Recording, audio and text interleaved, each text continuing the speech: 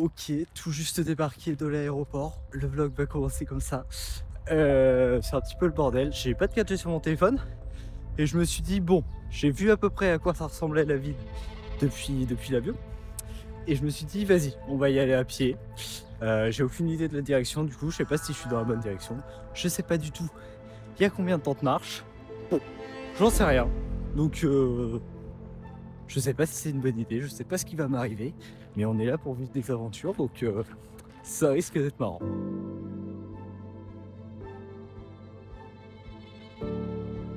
Bon, ça a gentiment fraudé le bus pour se rapprocher du centre. Je voulais pas frauder, mais j'ai pas trouvé le moyen de payer les tickets.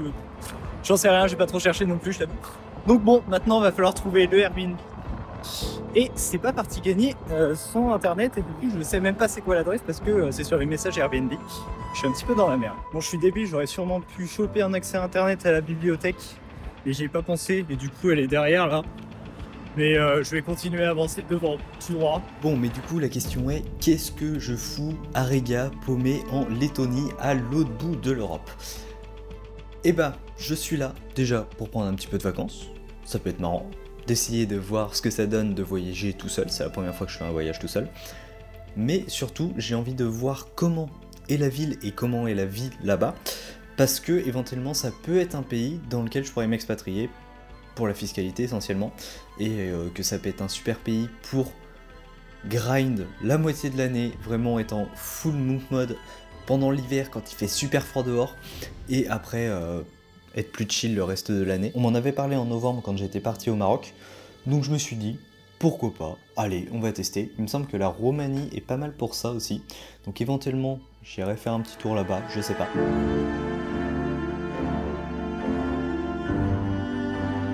Ok, c'est bon, je suis dans le Airbnb. J'ai réussi à trouver un point d'accès Wi-Fi dans un centre commercial ou je sais pas quoi.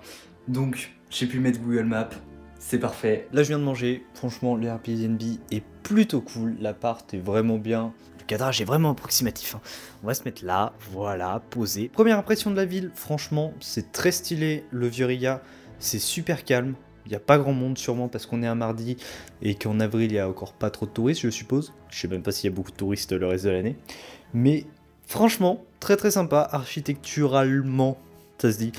Ouais, c'est très très joli, vraiment, première impression, super clean, les rues super propres, super calmes, très organisé, il n'y a personne qui crie ou truc comme ça. Donc, franchement, du peu que j'ai vu, c'est très très cool. Bon, par contre, la langue, c'est franchement compliqué. Le serveur, il avait pas l'air... Déjà, je galérais un petit peu en anglais. Putain, je sais quasiment pas parler anglais, c'est terrible. Je comprends parfaitement, mais pour parler, vraiment, j'ai pas l'habitude d'articuler. Mais le serveur, il m'a pas trop aidé non plus. Il était là, il a fait son job, il a porté les plats, il a pris ma commande, mais il a pas échangé de mots. Donc, on verra si tous les gens comme ça sont assez refermés ou pas. Mais bon, là, je vais aller filmer des petits trucs dehors dans la rue. Filmer des petites images pour faire des petits edits, je sais pas. Que des petits trucs, hein, toujours pas des grands, parce que je suis 1m65, donc forcément faut que ce soit à l'échelle. Et puis après, je vais aller manger avec Augustin, un mec de l'Ascension, avec qui j'ai connecté et qui est sur Riga.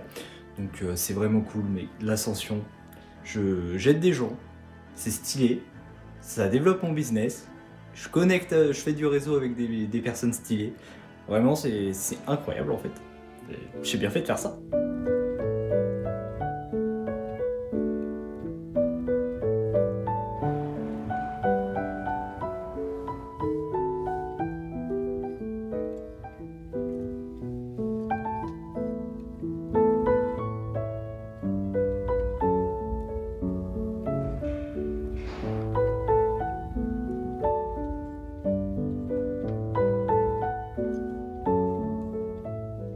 Ok, débrief de cette première journée.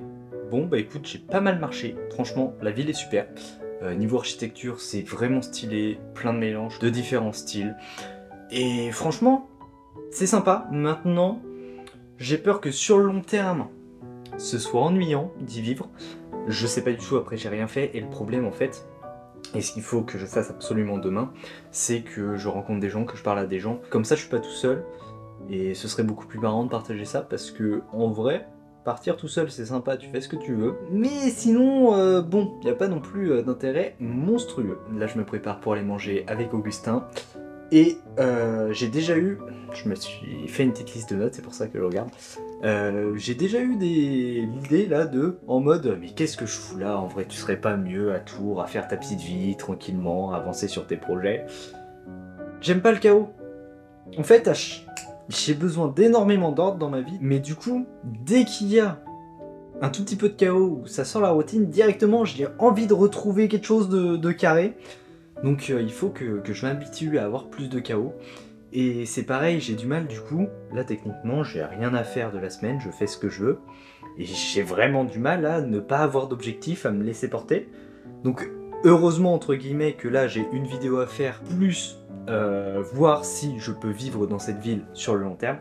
Donc on verra, mais pour l'instant, de ce que j'ai vu, ça part plutôt sur un non. Après, bon, j'ai vu... j'ai fait 3 pas dans la ville, hein, c'est tout. Après, la ville où j'habite, vraiment, tout ce que j'ai besoin, c'est des services. Juste un appart stylé, une salle de sport, un endroit pour marcher correctement. Et ce qui joue beaucoup aussi, c'est l'entourage, le réseau que j'ai sur place. Et surtout, en comparaison du prix que ça me coûte. Pour la Lettonie, niveau de ce que ça t'offre matériellement, en conditions, c'est autant que tu peux trouver en France sûrement, mais par contre c'est beaucoup moins cher, parce que après avec toutes les taxes sur les entreprises et tout ça.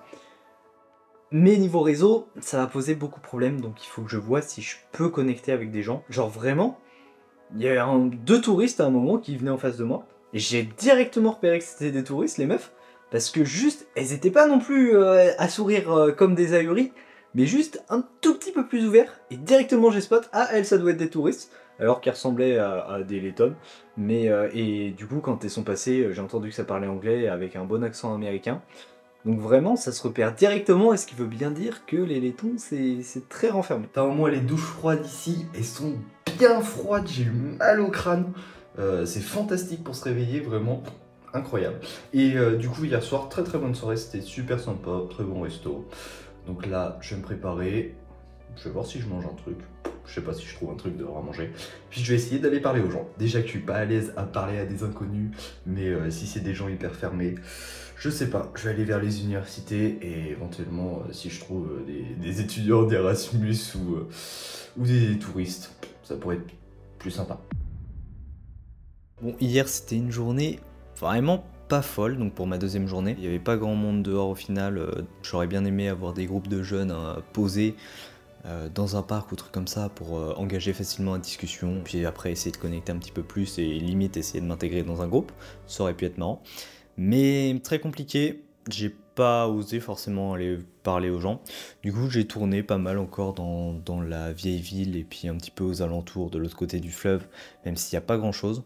J'ai l'impression qu'on fait vite le tour de la ville quand même. Donc ouais, non, j'étais pas super fou, j'étais en mode ouais, qu'est-ce que je fous là. Franchement, le voyage solo, c'est pas terrible. Ça aurait pu être cool s'il y avait du monde pour partager et tout, mais là, compliqué. Du coup, je me suis dit, bon, c'est pas grave, vas-y, tranquille. Je vais rentrer à l'appart, je vais me faire à manger, je fais une sieste, et je sors le soir. A priori, il y a une vie nocturne assez développée à Riga, donc sortir voir ça. J'ai fait une sieste à 19 h. Bah, je me suis endormi toute la nuit. J'ai encore dormi 11 h, je crois, un truc comme ça. Du coup, voilà, je ne serais pas sorti. Mais là, je vais aller à la salle et puis on va voir ce que ça donne si j'arrive à capter un peu plus de monde. Parce que la salle, l'avantage, c'est que je suis dans mon élément. Quand je suis en France, c'est là où j'arrive le plus facilement à parler aux gens. Parce que tu vois, je fais un petit dips à 80 kg. T'es un petit peu plus haut dans l'échelle sociale directement, alors que dans la rue, tu vois pas que je fais des dips à 80 kg et tout le monde s'en fout dans la rue. Donc je me dis, on va voir ce que ça donne la salle, en plus j'ai envie de m'entraîner. Phone started jumping, what a day. Swear to God I need it now, I can't afford to wait. I just had a fan hit me up from Kuwait. Told him this would happen and we not a minute late. Seen him down bad, now they tryna hate. Same ones try to hit me for the raise. Got a mill, now they coming with a blaze. Check the numbers fam, I swear I'm getting paid. I'm a don just like the Perrier. It's one time when I'm looking at a face. On the low like I'm pushing up the pace. Told him come down and I'll meet him at a gate. Got a check and I bought myself a place. They get some money and they blow it on bait. I don't flex, but I'm pushing all the weight. Told them all, I swear I got it's what it takes. Phone started jumping, what a day. Swear to God I need it, now I can't afford to wait. I just had a fan hit me up from Kuwait. Told him this would happen and we not a minute late. De retour dans la salle, petit PF, un 50 sur rétention, 2x75 santé, je suis très content. Mais ça va regarder de choisir. J'ai essayé de connecter un petit peu avec des gens. Très compliqué, franchement. Je demandais de filmer, après j'essayais d'engager la conversation. Mais assez compliqué. Et puis à un moment, il y a deux mecs qui arrivent, qui parlaient français. J'ai été en parler. Et du coup, peut-être que je sortirai ce soir. Donc on verra, mais ça peut être sympa. Et du coup, ça m'assure un peu parce qu'il y a moyen de connecter avec des gens. Donc j'étais sûr que la salle c'était une bonne idée d'y aller. Bah, je me suis pas trompé. Et tu vois, hier je regardais une vidéo d'Antoine BM qui parlait justement de l'expatriation et de pourquoi lui est resté en France. Et c'est vrai que ce qu'il disait, et je m'en rends compte là, plus que le lieu, t'as quand même très intérêt à être dans un lieu où t'as beaucoup de monde autour de toi pour pouvoir connecter, ça te fait des opportunités business, des projets, tout ça, donc c'est très intéressant pour ça de rester en France. Et je me dis que faut surtout que je me mette à un endroit où j'arrive à avoir plein de monde dans mon entourage, parce que c'est ça qui a fait que j'ai progressé aussi rapidement l'année dernière. Et clairement, c'est pas parce que la ville de Tours était incroyable, c'est juste qu'il y avait Luc et Liad dans l'appartement, et c'est ça qui a vraiment fait que je me développais, parce qu'en soi, Tours, la ville est chiante à mourir aussi, alors que je m'y sens très bien. Et vraiment là, je trouve un petit peu Riga ennuyant, mais c'est 1000 fois mieux que Tours, alors que Tours, je m'y plais très bien. Donc je pense que si je veux m'expatrier, il faut surtout que je me trouve des gens avec soit qui sont déjà là-bas, soit ramener des gens avec moi. Mais c'est ce qui fait la plus grosse diff, j'ai l'impression. Et si j'arrive pas à trouver un cercle social intéressant dans un autre pays d'expatriation, bah autant rester en France avec des personnes que je connais. Certes, je paierai plus d'impôts. Certes, il y a des trucs qui sont pas cool en France, mais dans tous les cas, t'as l'impression que l'herbe est plus verte ailleurs. Mais peut-être qu'il y a plein de trucs qui vont pas à Riga, et je suppose aussi. Donc en France, t'auras un coût beaucoup plus élevé par rapport aux services que t'as en retour comparé à d'autres pays. Mais si ça me permet d'avoir des gens avec qui passer du temps et que je peux me développer aussi en tant qu'individu et pas seulement en tant que business, parce que c'est très intéressant aussi de pouvoir s'épanouir en tant qu'individu et de se développer personnellement, pas uniquement le business, hein. On essaye d'être un petit peu complet. Et bah si j'arrive pas à trouver ça dans un autre pays d'expatriation, ça va rester en France tout simplement. Et au moins c'est cool cette expérience. Peut-être que ça va me permettre d'arrêter de bander sur l'expatriation et de me dire c'est trop bien, c'est trop bien, c'est trop bien, la France c'est nul. Ça me fera relativiser, et en plus ça me permet là de voir que si j'arrive à connecter avec des gens, bah, je suis capable de juste partir et que tout se passe très bien. Donc dans tous les cas ce sera toujours une très bonne expérience avec ce que j'ai à en retirer, donc ce sera toujours un point positif, même si c'est peut-être qu'il y aura des moments.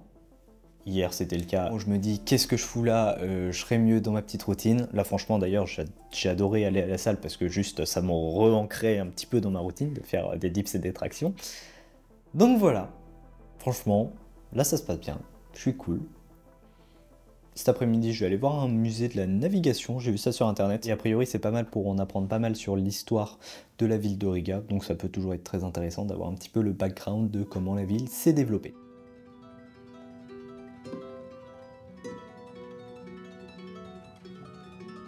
Bon, ça sort du restaurant après la salle. C'était vraiment sympa comme restaurant. C'était un truc qu'on m'avait conseillé par le mec du Airbnb.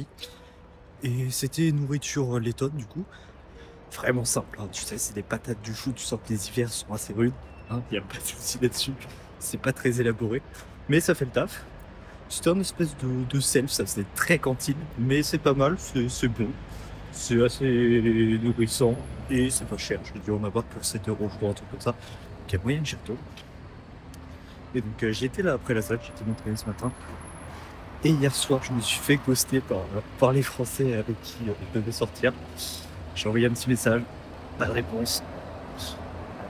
Et je l'ai recroisé à la salle ce matin. Enfin, il n'est pas venu me dire bonjour, il n'a pas été me dire bonjour, mais il était bien sur son téléphone, bien vu le message pour lui demander des nouvelles. Donc j'en sais rien. tapis. De toute façon, c'est ça, je sais pas, c'est un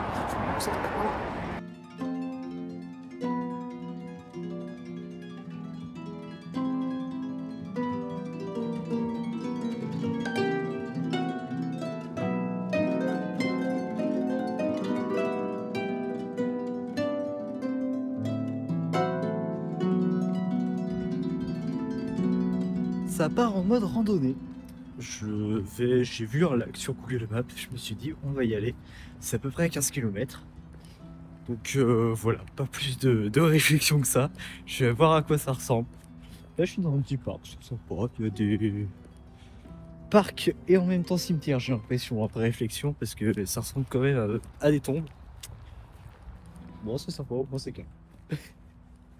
Et ouais, on verra à quoi ressemble le lac, j'ai aucune idée. De toute façon, quand je savais pas quoi faire cet après-midi, quand je sais pas quoi faire, je marche. Donc c'est super. Là-bas, il y a une petite église, on va aller voir ça.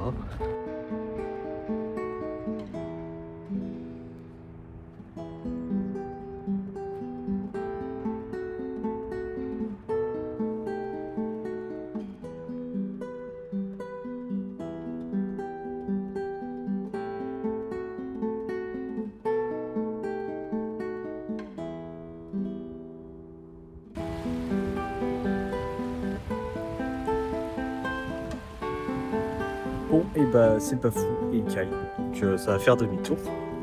Et puis voilà, c'était sympa. Bon, j'ai contourné un petit peu le lac. C'était un petit peu sketchy, t'avais des passages où t'avais des barbelés, tout ça. Je sais même pas. Là actuellement, je sais même pas si j'ai le droit d'être là, techniquement. A priori, il y a des gens qui viennent vers moi. Je sais pas, mais ils ont l'air d'être des promeneurs. Ouais. Bon, bah voilà, c'était le lac. Pas rien d'incroyable. C'était un lac des plus classiques.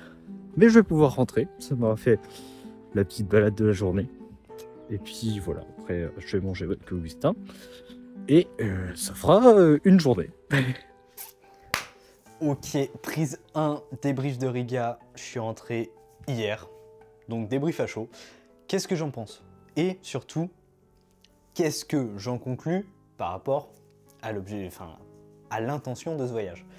Intention, je rappelle, c'est est-ce que je me vois y vivre potentiellement pendant quelques temps, quelques années, pour pouvoir développer mon business et m'expatrier là-bas. À mon avis, ça va être chaud. En tout cas, actuellement, ma priorité, c'est pas 100% business. J'ai très envie de développer tout ce que je lance en ce moment avec l'ascension et tout ça.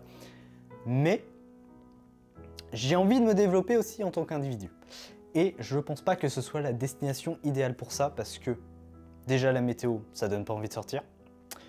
Et les gens sont très fermés, donc j'ai peur en fait de pas avoir de cercle social là-bas. Et j'ai clairement pas envie de me retrouver tout seul.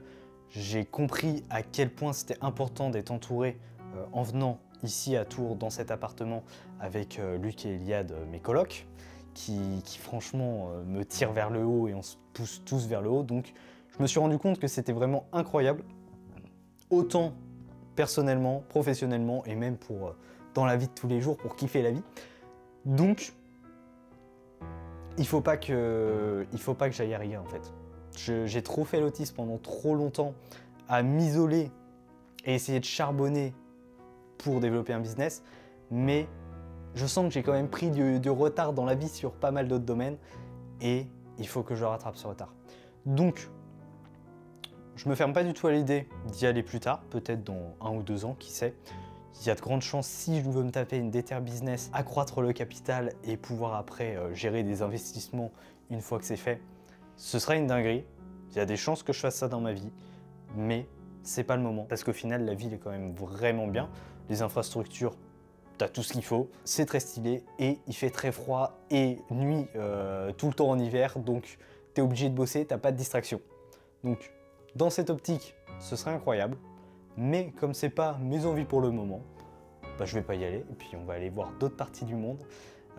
J'ai prévu en septembre et en octobre d'aller en Asie.